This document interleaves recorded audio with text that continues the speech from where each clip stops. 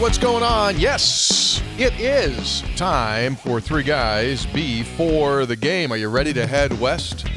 Really, really far west. Not quite to the ocean west, but to some pretty mountains west. It's the Mountaineers in Arizona. This is our Arizona game preview, and this is episode number 586. Senator is here. Kercheval, not out. Parts unknown.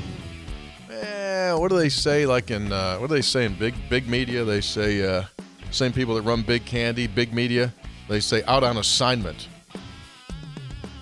He's got a speech somewhere that he's doing. I don't know. Didn't invite us. Three Guys brought to us by Comax Business Systems, keeping West Virginia's business data safe, secure, and efficient for 25 years. By Gomart. Get a Gomart rewards card and immediately begin saving on food and fuel by building up your rewards points.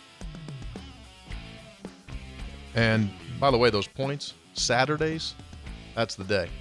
Triple. Well, triple points. Oh, I should have waited. I just got gas today. Should have waited and got triple points off that. Triple points on Saturdays till the end of this month, which is quickly coming to an end.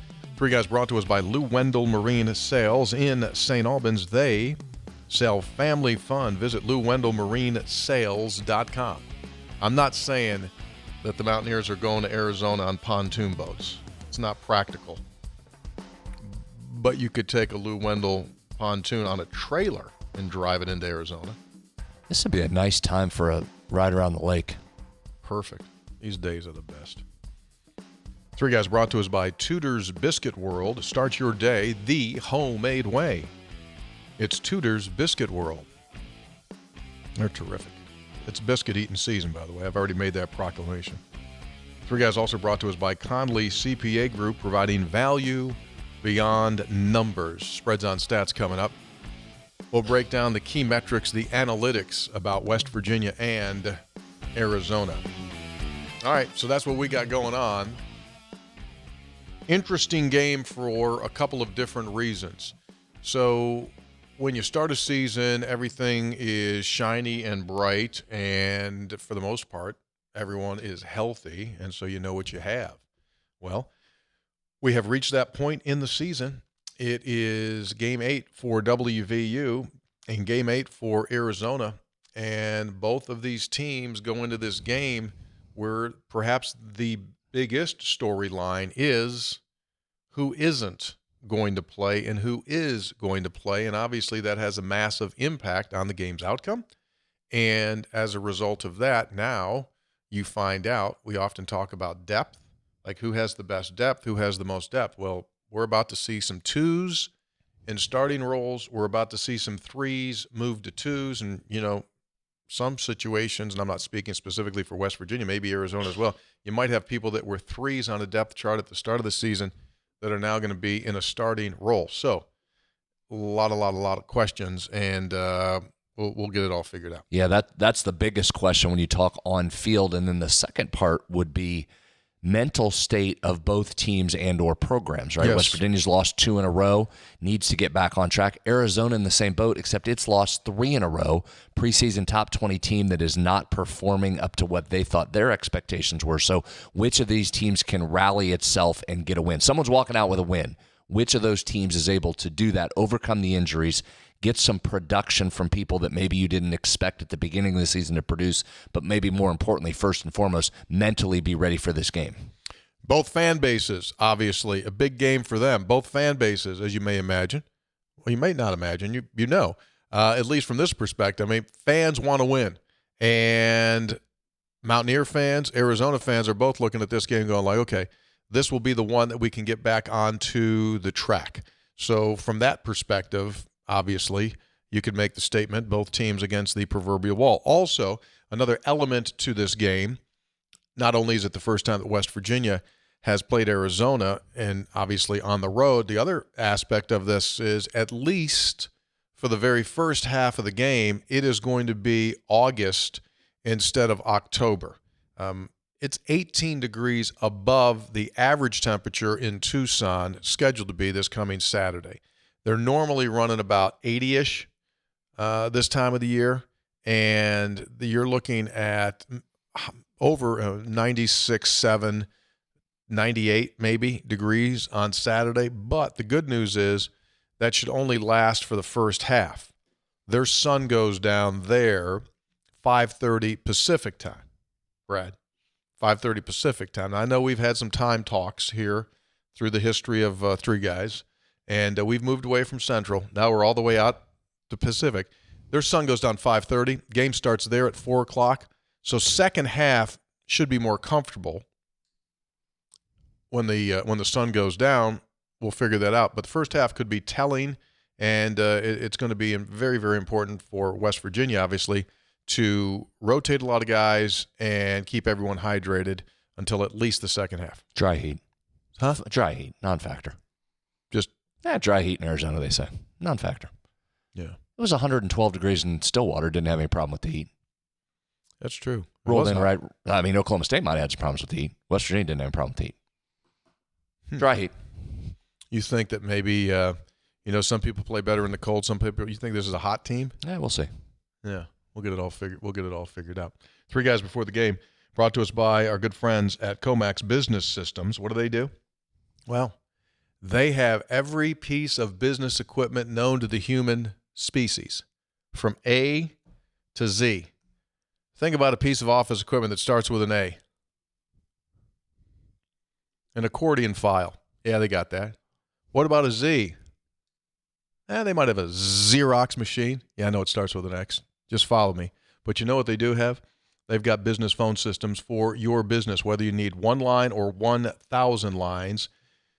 Technology has changed amazingly when it comes to business phone systems. So if you've been waiting, thinking about one, if you're tired of not getting your people in line in regard to messaging, and hey, did this person, all that stuff that goes with that, communication, denial, have the folks at Comax come in. They'll give you a free price quote, and then you can make a call as to what the best situation is for you. Their pricing is competitive across the spectrum, and they'll work with you whether it's a purchase, a lease, or a straight-out buy. It's ComaxWV.com. That's KOMAXWV.com. ComaxWV.com. Great people. You'll get customer service that'll leave a smile on your face. You've been really, really working hard on the digits. You working harder because Hoppy's not here? I mean, seriously, no. Same thing with the Mountaineers. Mountaineers are going to have some injured players. So other guys are going to have to pick it up, work harder. Are you working harder because our boy's gone? It's a good question. No, I'm not. You know what happens? You get into something here, at least the way I research these and get into them, you find something, and then that opens 3 other doors that you continue down the path, right? And you end up deep inside the numbers there. I'm going to hit spreads on stats here, but if you were to give a theme as to the numbers overall that you've been able to pull from this game, give me a general opening thesis statement. Well, it's going to be what I open spreads on stats with, so it's going to be the same thing. This to me is a lot about quarterback play in this particular game. Bunch of different ways we can go. We're going to go quarterback play because I think that's going to have a tremendous impact on Saturday's game. Okay. Plain and simple. All right. You ready to do this thing? Yeah, let's go ahead. You're sure? You feel all right? Yeah, because I got a lot in here. So I checked the numbers. We'll just go right to the numbers. We're going right to the numbers.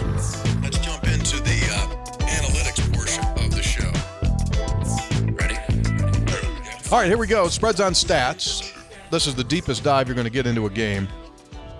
And then we'll figure out Sunday what happened and what didn't happen, but this is where you're going to hear the keys right now and first. And it's brought to us by Conley CPA Group.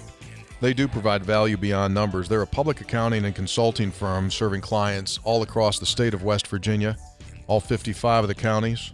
If there were 56 counties, Conley would have a 56th county. They'd be in there too. Doesn't matter how many counties, they're in every single county.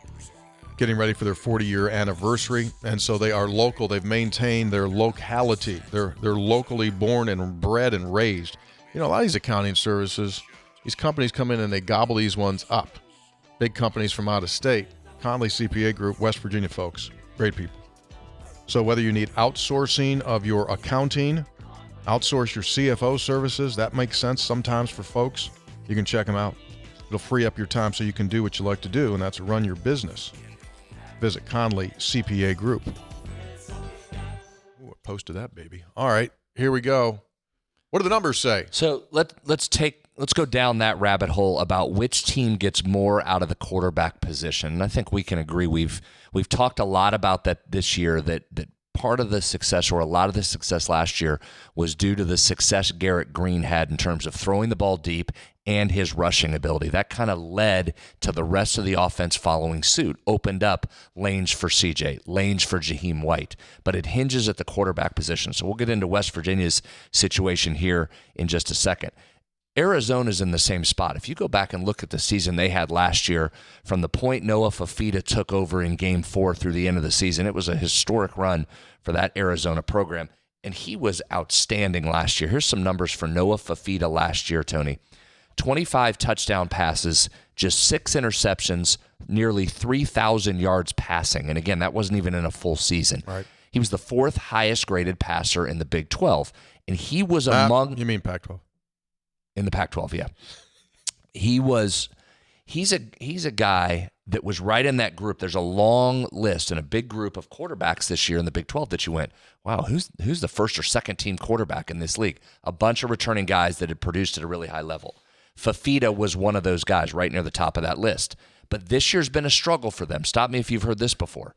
Fafita leads the Big 12 in interceptions with 10. Does that hurt your chances to win games when there's interceptions? Doesn't. How many TD passes? I'll get to that in a second. Stay tuned. But he's got 10 interceptions. 4th lowest yards per attempt among Big 12 quarterbacks with 100 or more passing attempts. Just 6.9 yards per attempt. I'll come back to that yards per attempt here in just a minute. Fafita dead last, 45th among Big 12 quarterbacks in total EPA on the season. That's expected points added, which you hear me talk about that a lot. That's just a number that puts a value on a successful play or not. There's only 3 Big 12 quarterbacks that have a lower positive play percentage than Noah Fafita. And again, these numbers courtesy of our friends at Sports Info Solutions, SIS. So how about those numbers and that reversal from a guy that had an unbelievable year last year to he's really struggling this year? The last 3 games, all losses, have been particularly rough. Fafita has the 6th worst passing grade in the nation over the last 3 weeks.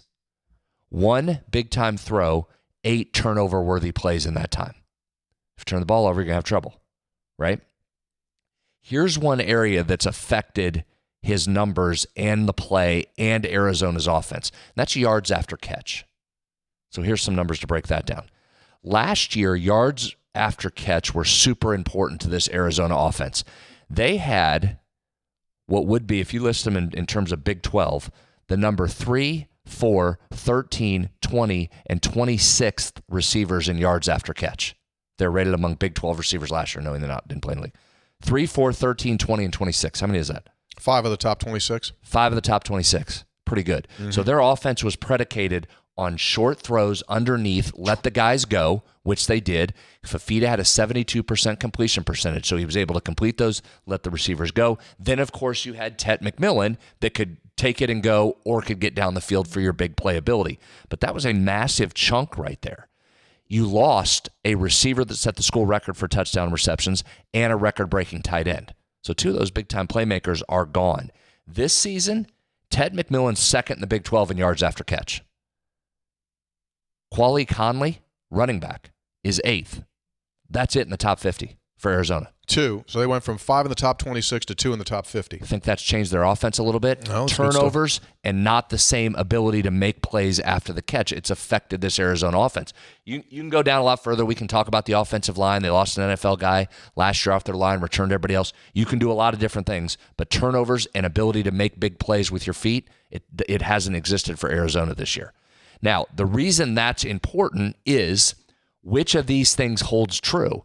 Is West Virginia able to keep Arizona struggling in the pass game, or does Arizona look at this and go, okay, thank God, finally we get a defense that's really struggling as much as we are offensively? That defense is on their side of the ball. Last in the country in coverage grade is West Virginia right now. Pass rush, 95th, 7th in the Big 12.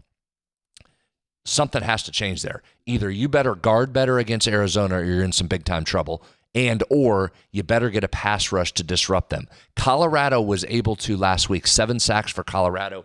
We've talked about this before earlier this week. They had multiple guys that looked like they were shot out of cannons. They came and brought it and really caused some trouble in that defensive backfield. That was a Colorado pass rush that is graded lower than what West Virginia's is right now. Now, I don't know if that means anything on Saturday, but that's traditionally this season not been a great pass rush for Colorado that was great against Arizona last week. So which of those areas steps up, if either? Now, listen, we're into Game 8, and we talked about West Virginia's pass coverage every single week all season, and it has not improved except a couple little blips. So if that stays like it stayed, you're going to be in some trouble, and Arizona might get right. Can that get better? Can you get a couple picks? Can you tighten it up? Can you get some pass rush? Last week, West Virginia sold out to stop the run against Kansas State, correct? Correct. Do you sell out to stop the pass this week? Is there such a thing? Right? You usually hear sell out to stop the run. Now, but against Kansas, you did this, right? This was the reverse. You went to try and protect your pass coverage, change some things, did some things to prevent Kansas. You gave up running yards. You gave up a ton of yards on the ground. Yes, you did. I'm throwing it out there. Like, if you had to put it together, do you say to yourself, the way that Kansas State last week dinked and dunked West Virginia, right? Do you absolutely try to maintain and keep that all in front of you so that they don't get the oxygen that they've been lacking to this point? If you have the ability to do so, then that's an obvious thing you do. I think you're questioning in Game 8, do you have the ability to do that? Can you say that's what we're trying to do? Can you have linebackers get into coverage where they're supposed to? Can you have defensive backs line up and guard guys? Because you didn't last week. I know you were selling out on the run, but Kansas State said, fine, we're just going to throw it 5, 6, 7, 4, and just march right down the field on you. So that's a big question to me is, can West Virginia guard, number one, get into coverage, and 2, can they get some pressure? Here's some pressure numbers.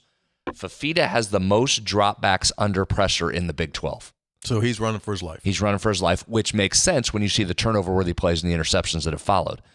So that's the highest percentage of dropbacks under pressure as well. So it's the raw amount the most and the highest percentage as well. Just 2 touchdown passes, 5 interceptions when he's under pressure.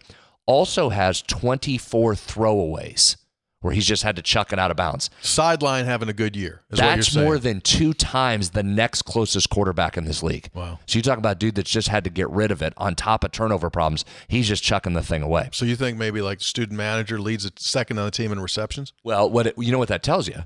If you can get some pressure, then maybe you catch some breaks that he's just going to say, I'm not going to throw a pick, I'm just going to throw it away. Yeah. I'm just going to get it out of here. And that helps West Virginia. He has the 3rd most sacks under pressure in the Big 12.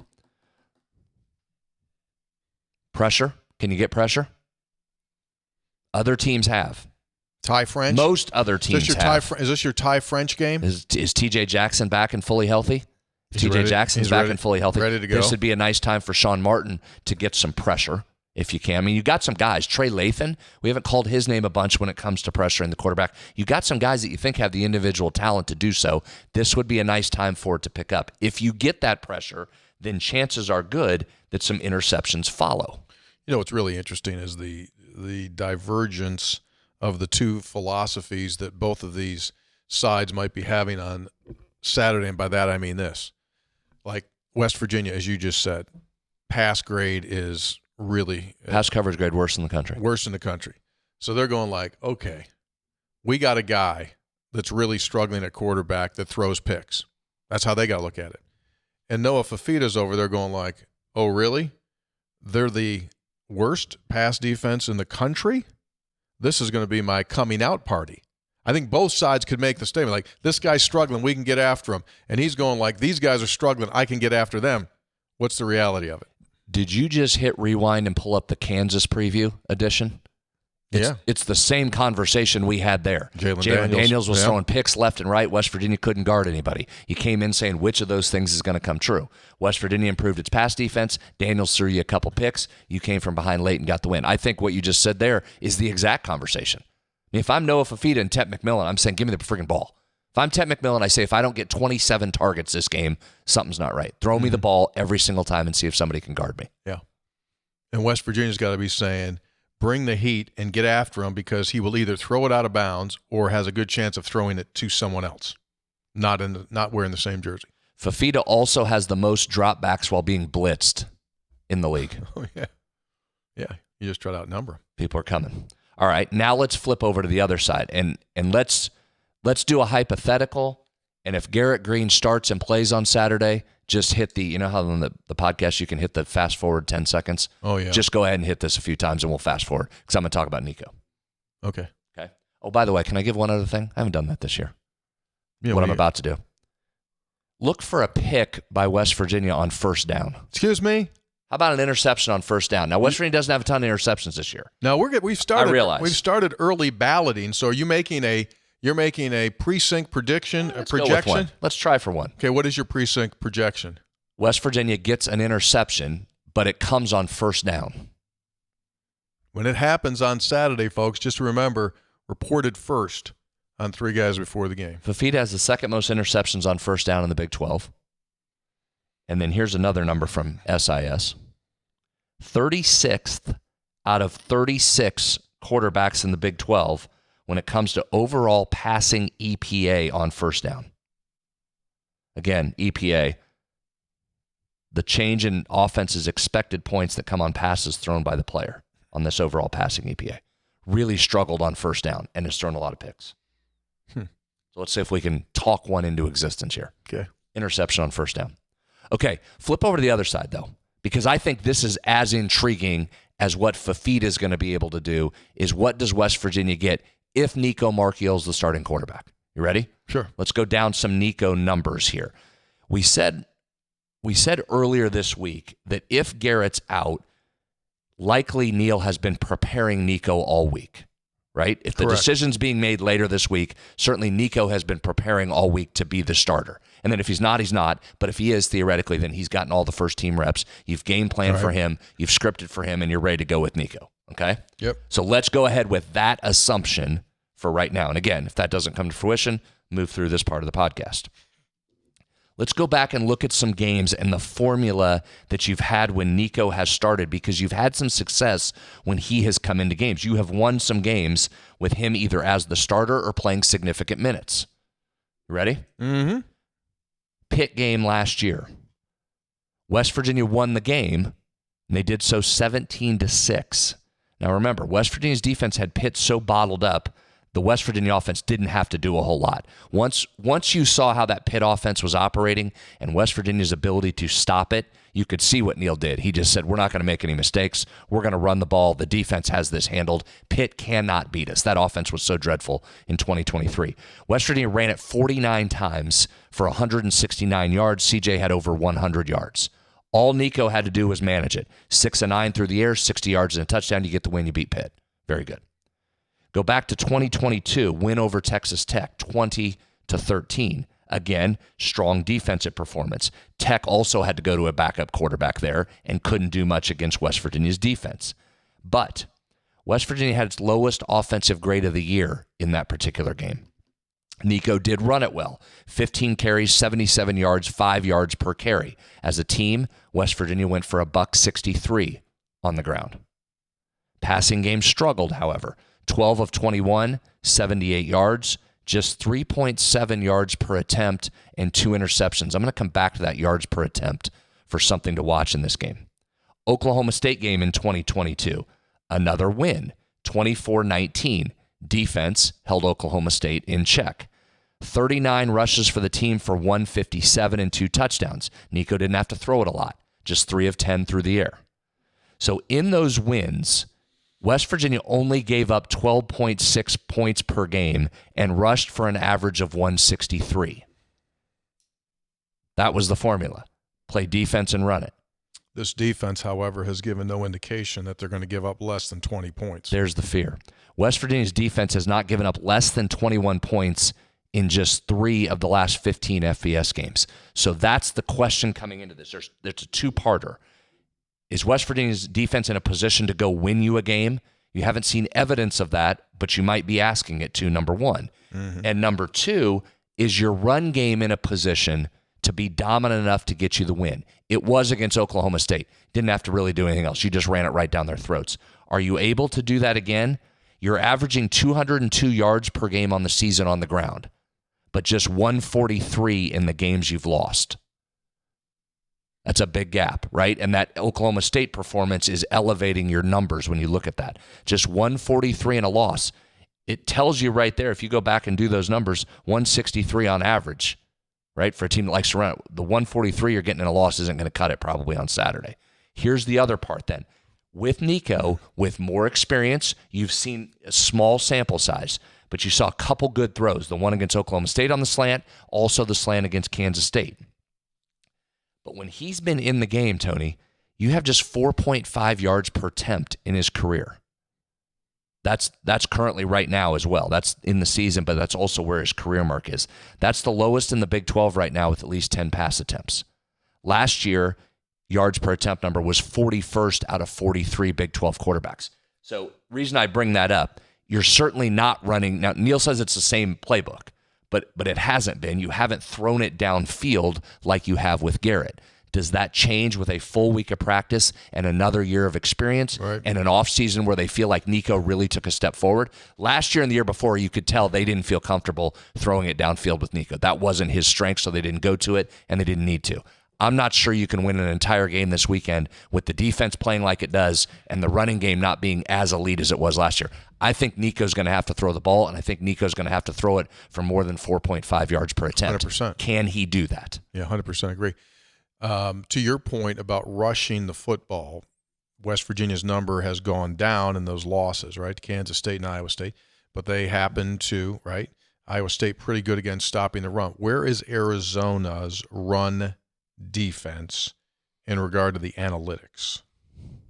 In other words, is the opportunity there if everything remains normal for West Virginia to go over $160? I think you probably have to get up near probably got to be 180 to 200. You probably have more. To be realistic, you probably need to get 200 bills. Yeah. So if you just go off grading, if you go off how they perform, not any numbers, 10th in the league, 10th in the Big 12. So bottom half. Bottom half. Tackling down that same range. Now throw in the fact you may be playing without your starting left tackle. Correct. Who happens to be the best player on the line, and perhaps right there in the top couple in the entire country at that position. So that's significant as well. And again, I know Nico can run it, but it's not the Garrett Green running it. So there is some tweaks to the offense that you have to make without the best running quarterback in the Big 12. Even the year Garrett's having, he's not having the same year he had last year, still leading the Big 12 in rushing yards. That's still the most dynamic rushing quarterback there is. He's now out of your lineup. So you're going to ask a lot out of Jaheim and CJ, and again, potentially with a new left tackle in there. So you've got some hurdles in this game, and I think some significant questions, but there's been a formula with Nico in there. Is it time that formula changes? Is Nico ready as a quarterback to tweak that formula and you open up the game plan and throw the football down the field? Which I think you're going to have to. Mm-hmm.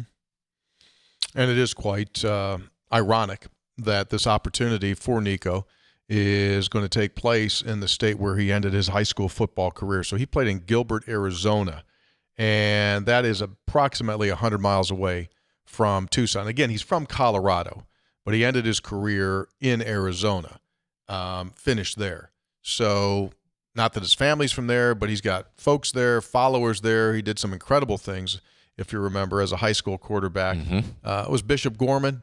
Beat no. Who was that against? Beat Bishop Gorman? He yes. beat Bishop Gorman in that game where guys are throwing up and he just keeps grinding. Was down by like 60 with 2 minutes to go. I think he was down by 72 points with 2 minutes to go, and it came back. So here you go, man. Here's your storybook script that's written out for you.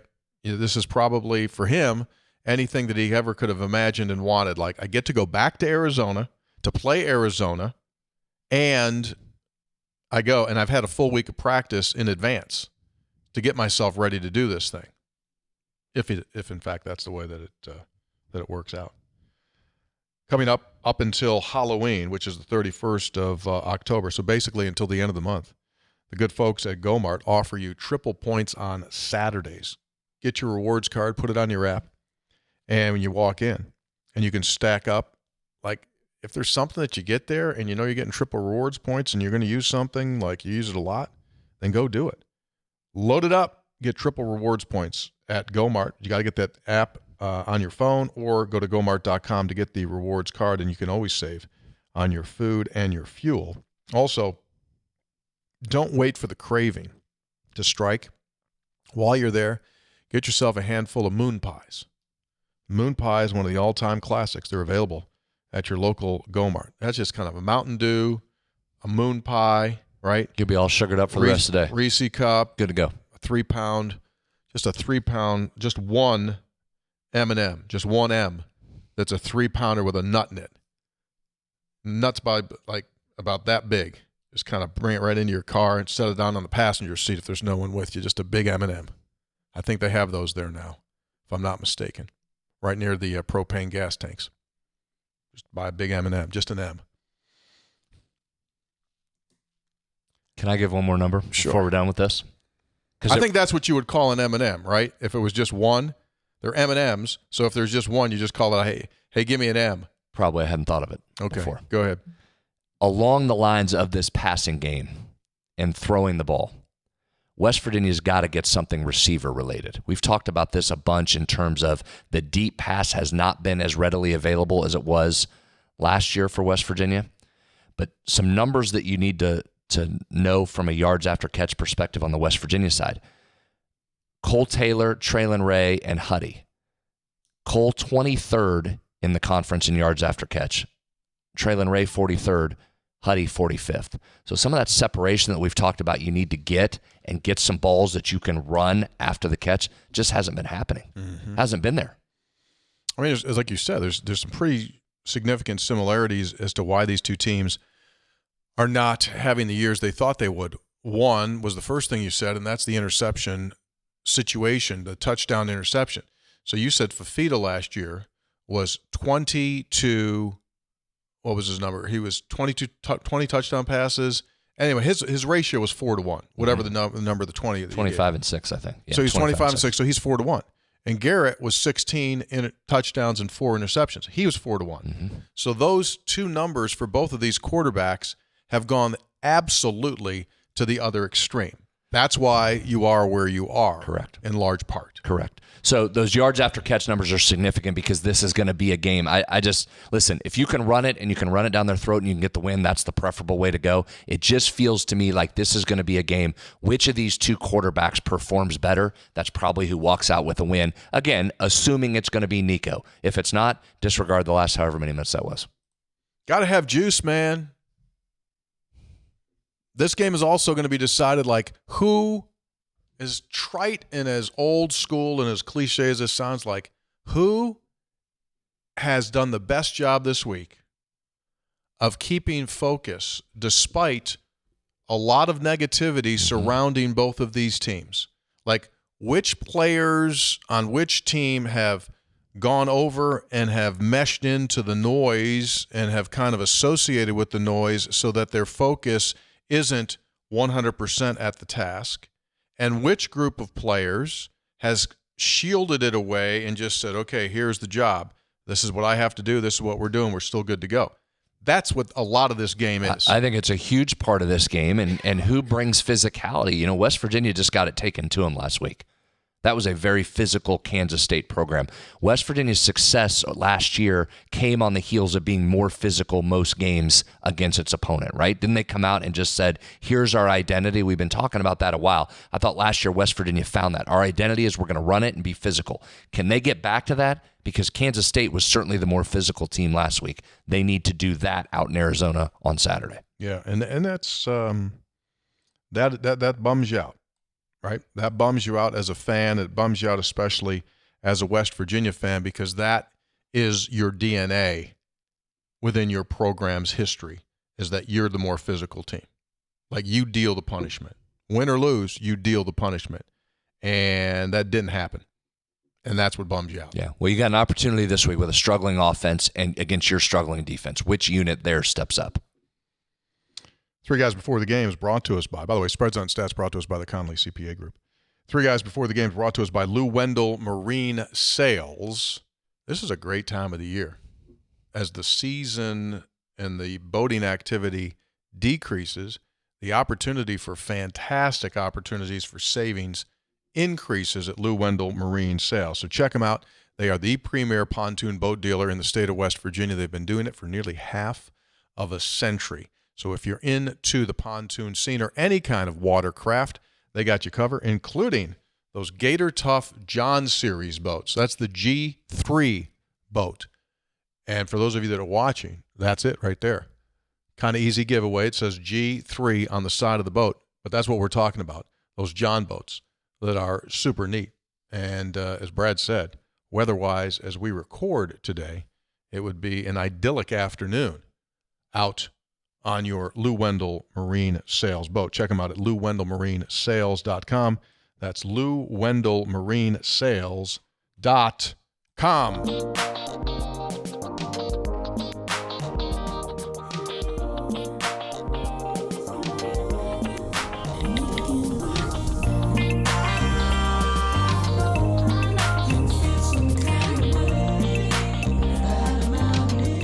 It's time now for Textual Healing, and it's brought to us by episode800.com. That's episode800.com. That's our location where we sell merchandise from various apparel items to coffee beans, from Mountaineer roasting to all different kinds of stuff.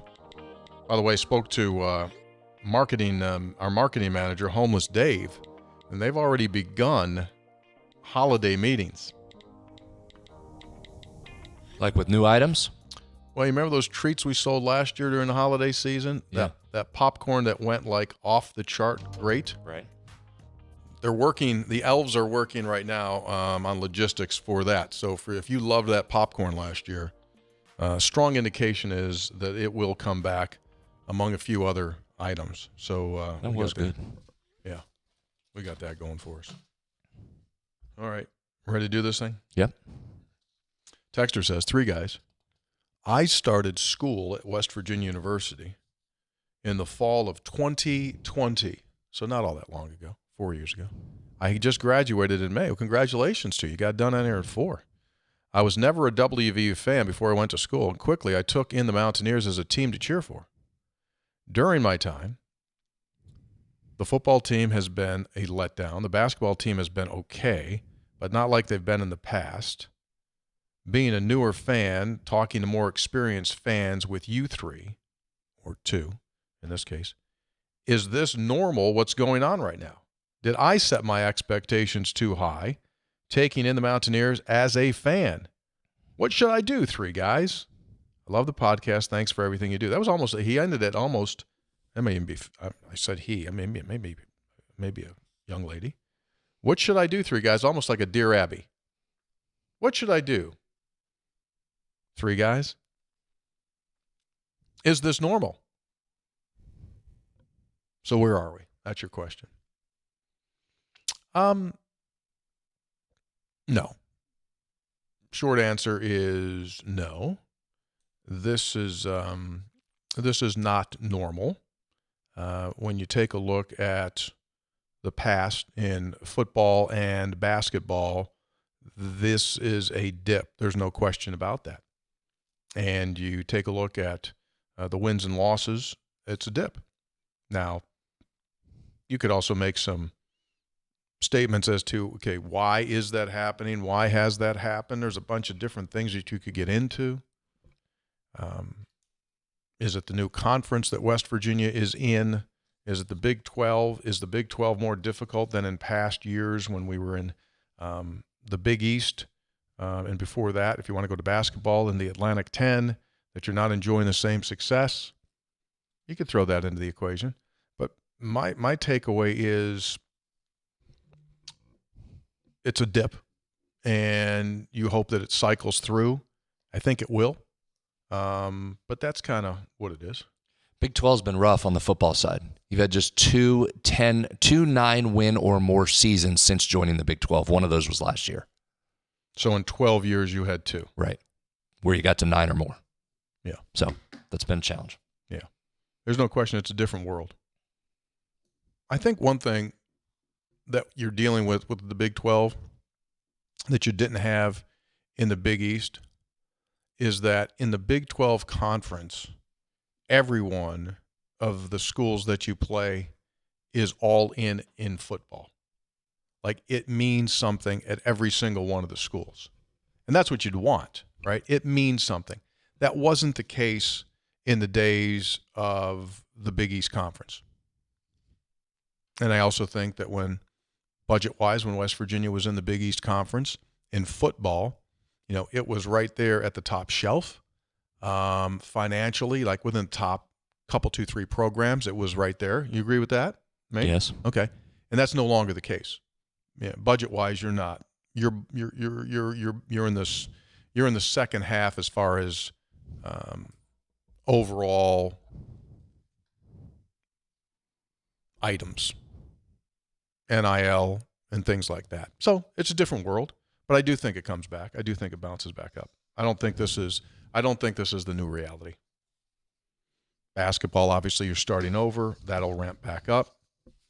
Football, you just got to get better. Texter, hot takes based on zero stats. College football is a game won on big plays. The last time WVU had any big play ability, Will Greer was the quarterback.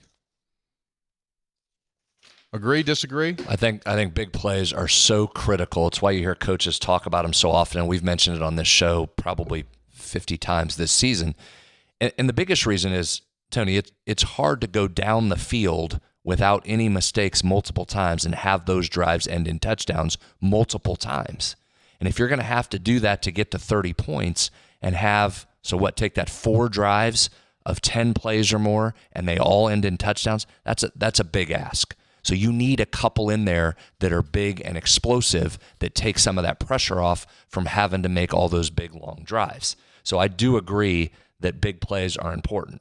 The second part just isn't accurate. Last year, you were top 30 in the country in overall plays of 20 yards or more. We've talked many times on this show about Garrett's ability to throw it deep, was one of the best in the country in terms of those numbers. I won't rehash them now. I've done that many times on here. You were 10th last year in the nation in rush plays of 20 yards or more. So that was certainly a key part of that last year. But big plays, I agree, are a major part of college football. Which would you say is more important, a big play or a turnover?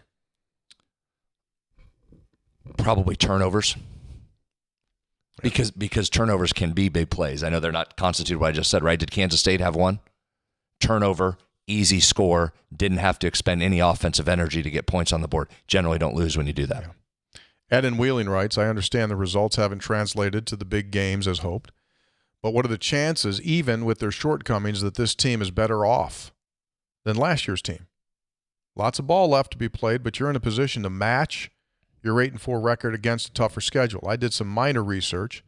Our current strength of schedule rating looks to be almost double what it was last year at the end. I'm not a Neil apologist, but I'm not going to say the man deserves to be fired. He's done it right to this point.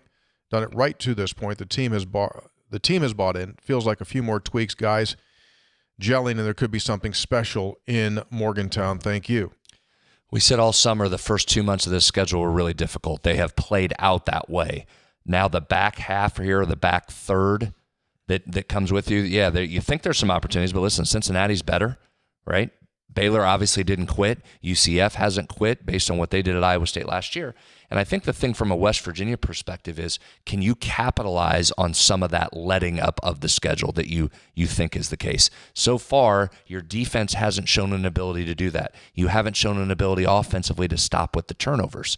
And as we're 7 games into the season, pretty soon, if not now, those become part of your DNA, not just things that are happening. So that would be the question. Fix those 2 areas if you can, and you probably have some wins to follow, but that's going to be a tall order. Texter says, Neil Brown said this was his best team, so is this the ceiling when the Big 12 is competitive? Should we adjust our expectations and know that we're a mid to lower Big 12 team with the current structure of college football? Well, if you're a regular, I always say it's always about the money. I think that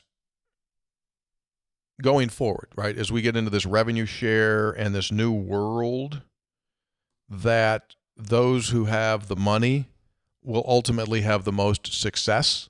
I truly do believe that. And so I think the answer to the question is this the ceiling when the Big 12 is competitive? I would say what would be really telling is going forward, the end of this season, you have your table of 16 teams in your league, and then do a table. Now this is going to be the hard stuff to find, is like who's spending what on personnel, and then kind of say that's really where you are. And so I think the answer to your question is yes, West Virginia can be competitive, but there are going to have to be things done financially to make sure that you're in the upper half of NIL payments if you want to finish in the upper half of the league, and that is what West Virginia wants to do. They want to be in the upper half, preferably right up toward the top. But ultimately, this program, the Big 12 programs, and college football as a whole is going to come down to who can go out and buy the players. I mean, as crass perhaps as that would have sounded like 5 years ago, that's the reality of it. You got to go get better players, and in order to do that, you need dollars. And so that's ultimately the future of where West Virginia goes, and these other schools in the Big 12 is like, who's going to make the commitment to have a big enough chest to bring in the best players because they're going to be available? It's pretty wild to go along with that. You can improve year to year. Big 12 standings this year are bonkers.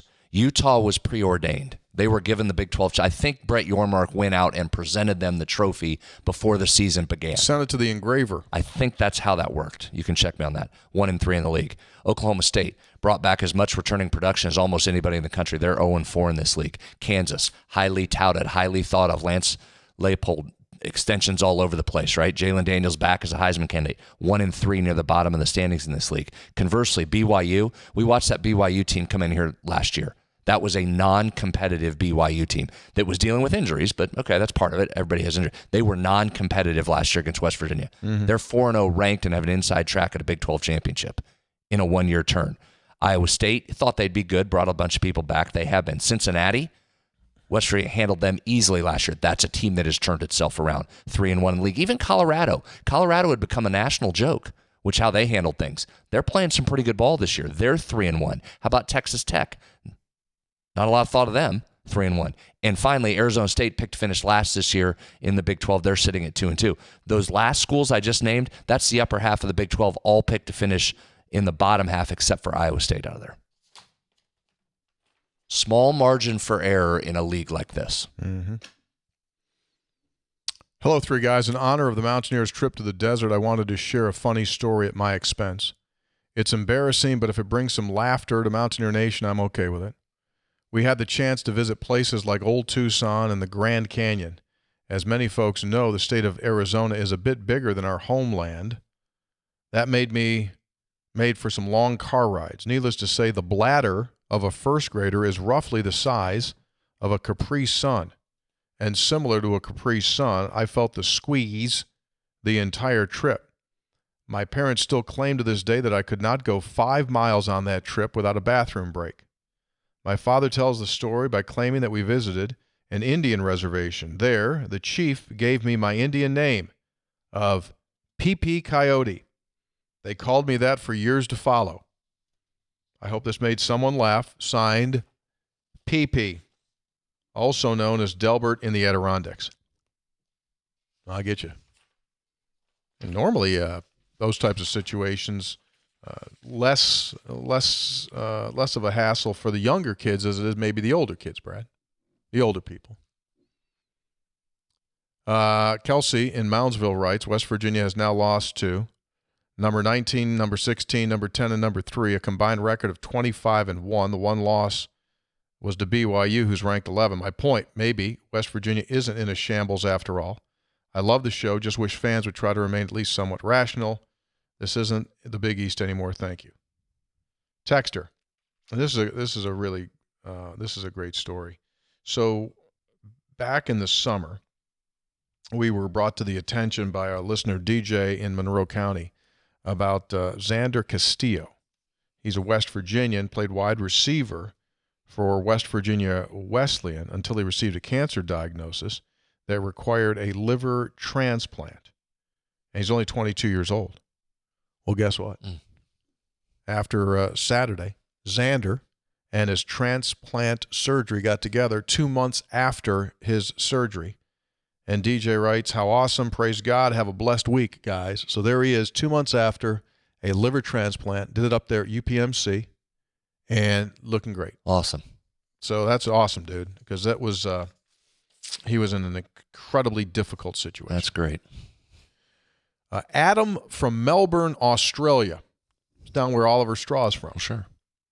If the men's basketball team is going to be lacking for interior size this season, has anyone checked if Jimmy Bell has any eligibility left? I think he's completed his collegiate eligibility. Yeah. He always had good feet. Had great feet. Don't know if he'd fit into Darren DeVries' style now. Darren wants to play 5 out sometimes. I don't know if Jimmy'd be a big threat out there firing. Probably not his strength. Yeah. Good feet down in the box.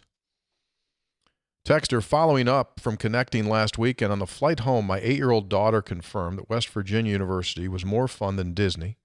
She officially won the battle with my wife that buying a WVU cowgirl hat was the right decision because when we met Tony, he was kind enough to compliment my beautiful children. Excited to hear Brad on the hoop calls this year with some spreads on stats to follow. Now, this is the gentleman up there in Massachusetts. Gordy, right? Gordy. Yeah. He says he watched the scrimmage, apparently, the exhibition game. Yeah. He came back with DeVries is running a lot of 3-man actions with DHO flares, slips. Hold on. DHO, dribble handoff. Yep. Dribble handoff. So this was his takeaway, what Darren's doing. Yeah, go ahead. Darren's running a lot of 3-man actions with dribble handoff flares, slips, and refusals, which will result in the right guys getting open looks. This offensive style is going to be a fresh look and will be fun for Mountaineer fans to watch. Then he went on to say that he's inviting us to Fenway Park because he had brought up that he's a Red Sox fan, and I showed him a picture of Sean in the booth there at Fenway. He says, you guys can come to the game and stay in my, there's the photo. He met up with Darren too. Yeah. You think they were talking about dribble handoffs? Probably. So there's the family. You can rotate those through Austin. Then they were at the game. Now, is Adam Hughes in? Yeah, Adam's right there. Yep, Adam Hughes, former Mountaineer long snapper, is there. He's to the left in the picture. I saw him at the food court. Mm-hmm. He was at the game too. When Gordy came down, we talked to him. Adam was there. Yeah, he was there. You can go ahead and flip those. And then it looks like they, without credentials, they snuck onto the field. Can't do that. And then there's the kids in the coal mine. Yeah, their kids were great. Yeah. That was fun. Having a big Gordy time. knows his stuff. Very successful coach. Remember, he's the one that took Beeline stuff and then implemented it. Now teaches leadership. Yeah, so he would know about DHOs. DHOs, dribble handoffs, baby. Hey, guys, Dave from Murals Inlet, class of 86, long-time listener, first-time text. A couple of weeks ago, down here at Murals Inlet, Surfside Beach. Great area. It's terrific. The Legends, they got together for an event, and they had Mountaineer legends there. Major Harris, Darryl Talley, Brian Joswiak, Aaron Beasley, and Mike Fox.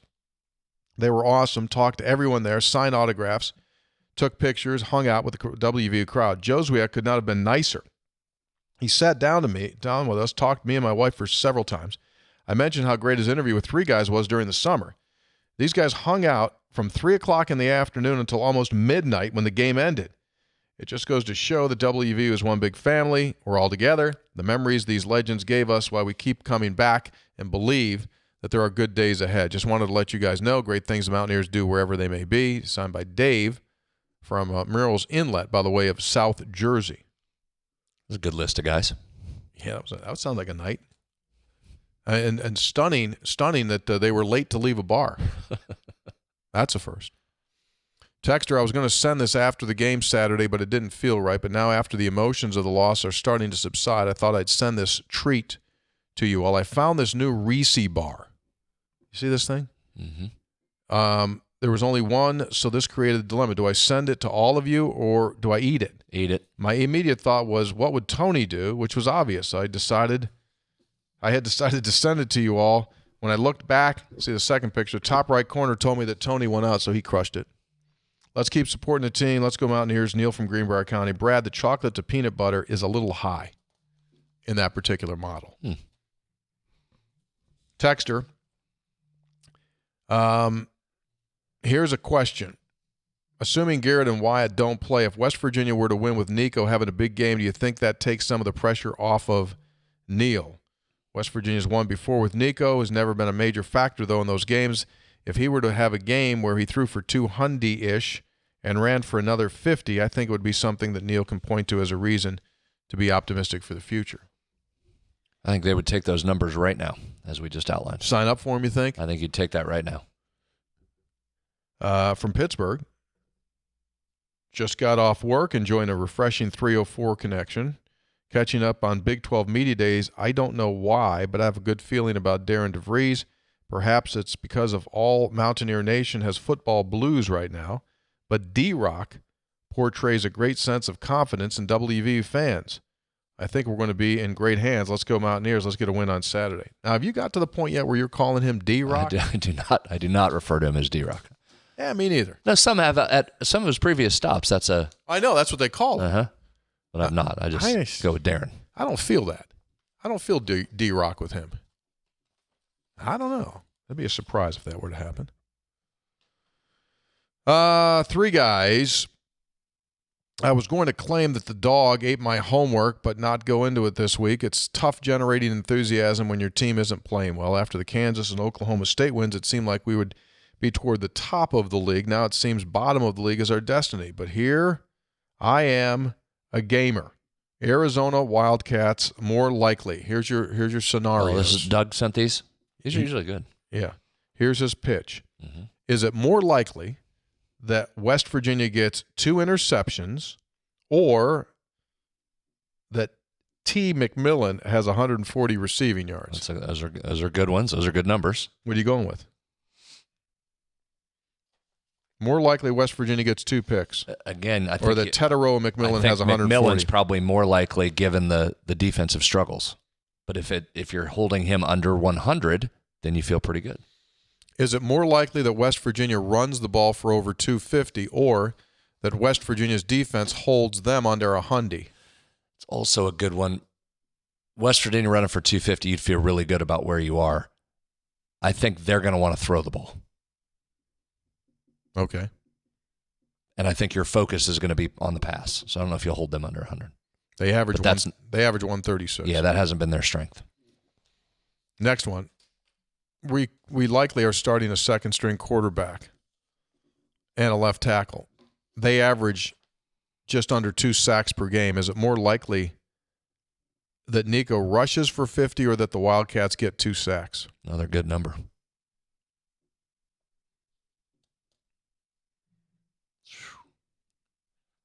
You're hoping it's Nico runs for 50 because I think that's a number. I think that's kind of where Nico needs to be. But both could happen. Mm-hmm. Oh yeah, that's the big joke on all these when we do these on Sportsline is that most of the responses we get, a lot of people say, both. But that's not the game. The game is supposed to say which is more likely. I see. So Doug won't have any shenanigans of picking both. Right. Yeah. Good one. So.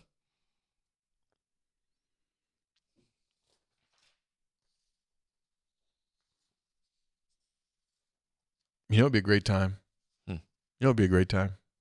Great time for Tudor's Biscuit. You know, I told you earlier in the show that Tudor's Biscuit world continues to grow, and franchise opportunities right now are in absolute full force. You know, they got 70 of these bad boys. You are looking at a non-live shot of a Tudor's Biscuit, and right now, franchise opportunities are available for a company that's been in business for over 40 years. Brand equity.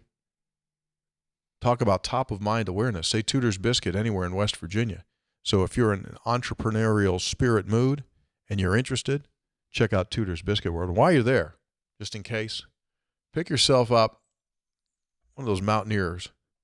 That Mountaineer biscuit, fan favorite here on Three Guys. One of the world's championships. And there it is. Not a lot of biscuits have a medal on them. Now, that medal does not come with the sandwich. You don't have to deal with that. But if you get one of those, you will get country ham, unbelievable, hash brown, among other items. Egg, perfect. Uncle Hoppy brought us a few of those a couple weeks back. Good Sunday morning eats. That's just tremendous. World Series begins this weekend.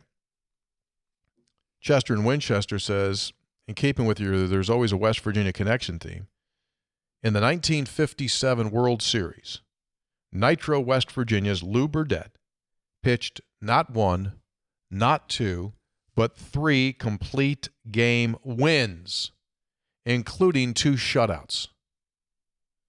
Braves World Series championship over the Yankees. Put that into perspective right now, dude. Like if someone pitched a complete game in the World Series victory, I wouldn't be out there if they were going to take the loss, but like that would be a major story, right? In this era of don't get it anymore. You don't get it. 3 complete games, 2 shutouts. Isn't that amazing? Different era. Yeah. Can I give you one World Series stat here? This is Sure. interesting. This is not for me. Sarah Slangs on Sports on Twitter. This will be the 6th World Series between each league's home run leader. Ohtani, Judge. The 6th time that's happened in baseball history. Listen to some of these names. Happened in 1921. Babe Ruth and George Kelly squaring off. 1928, Babe Ruth, Jim Bottomley. Okay. 1936, Lou Gehrig and Mel Ott. Wow. 1937, DiMaggio and Ott. 56, Mickey Mantle and Duke Snider. Those are some great names. So it hasn't happened since 1956. The league leaders in home runs squaring off in a World Series. That's pretty crazy. 68 years. Hasn't happened in 68 years. Think about that. Yeah, that'll be something. What's your feel here? What? World Series. Oh, I don't know. Haven't looked at it enough. Oh, what's Been busy breaking down Noah Fafita. Yeah. Dodgers. Basketball, Big 12 Media Days back on Wednesday. Talked a little bit about this on the night show. And that is that officials are now going to get, within 48 hours of working a game, an official will get, in essence, a report card which evaluates them. I like the concept. I think in the past, what was happening was that official comes in, works a game, and they would have to do something that was egregiously bad in order to hear anything from the supervisor of officials, who would call up and say, hey, Brad, got a call from Coach X.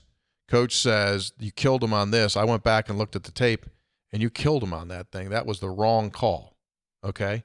That would be the only time they would get any feedback. Other than that, man, they're just bouncing. You know, you see them every week. They're just like, every night you see them in different places. So they're not getting feedback.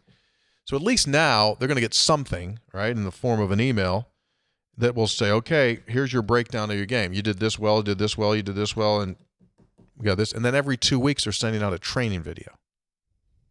Hopefully it leads to consistency. Correct. Which is really hard. It's really hard when there's different people calling a game that looks different based on the teams that are playing and style of play. I get that this is an extremely hard job.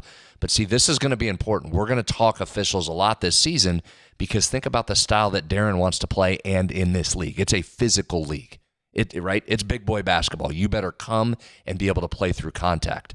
Darren defensively wants to have contact. He invites the contact, the rubbing off screens, both offensively and defensively, the hands on. I mean, you're going to have to push back at times. And then with West Virginia's depth at certain positions, a couple early foul calls on Tucker, an early foul call on Toby, 2 early, 3 first half foul, right? There's going to be some things this year where we're going to be hypersensitive to how these games are being called and what the take is from an official on each given night, especially in Big 12 play. It's going to matter. Okay. That's what I'm saying. So with that being said, perfect world, you just want to have a bang fest. It seems to me, early returns, that you want the game to be officials that let it go a little bit more, knowing it's going to cost you some opportunities cutting through the lane and the free flow offense that he wants to run, but you're also going to shoot a lot of perimeter threes, right? Defensively, I think you will want the ability to bang and push. is my early take. Yeah. Agree? Disagree? No, I agree with you. I think it would be advantageous. And to your point, there's not a whole lot of depth on this team that we know of, right? So foul trouble could be really, really consequential. So you start nickel and diamond Javon Small trying to get over a screen on 2 ridiculous calls in the first 6 minutes, and he's got to come out. We're going to be screaming. 100%. So I would prefer those guys, the consistency, go the way of what we always used to say under Bob Huggins in the Press Virginia. Don't call anything. Just look the other way. Don't worry about it. Yeah. And my thing, one way or the other, I just want one. So in other words, if we're going to be physical, let's let it be physical, let them bang, as long as it's consistent. If we're going to do touchy-touchy, then be consistent, touchy-touchy. That's all I want. I just want it the same. As long as it's the same, you can adjust to it, and you can play that way. If not, then it turns into just like it's what every coach says as well, but it's the hardest thing to get. I mean, it'll also be interesting to see if these new officials that come into the league that are coming in from the Pac-12, if they can get the adjustment. So John Higgins, who worked in both leagues, the Pac-12 and the Big 12, I mean, you would think we'll find out how well they're listening, because he will give them, this is the way that it should be called. This is the way I want it called. And then eventually you find out, right? We'll see. If they don't, then do you have the ability to fire guys and get them out of your league if they're not officiating it the way that you want it? Because oftentimes the argument that they come back with is we can't fire X, Y, and Z because there's not enough good X, Y, and Zs out there, so you have to deal with it. Yeah, that's why we talk all the time about trying to backfill some of these officials. Hard job, I get it. Yeah. All right. Music's on. That means we're done. Thanks for being with us. We're back again sometime Sunday. Still calculating that. But we'll be on post-game wrap-up on Sunday on Three Guys Before the Game. Thanks to our producer, Austin Wright. Three Guys brought to us by Comax Business Systems, keeping West Virginia's business data safe, secure, efficient, 25 years. By Gomart. Get a Gomart Rewards card. Go to Gomart. Gomart.com for details. By Lou Wendell Marine Sales in St. Albans. They sell family fun. Visit LouWendellMarineSales.com. Three Guys brought to us by Tudor's Biscuit World. Start your day the Three Guys way with Tudor's Biscuits. And Three Guys brought to us by Conley CPA Group, providing value beyond the numbers. Thanks so much for being with us. Have yourself a great weekend, and we'll talk to you on Sunday when we drop our latest episode. Be good.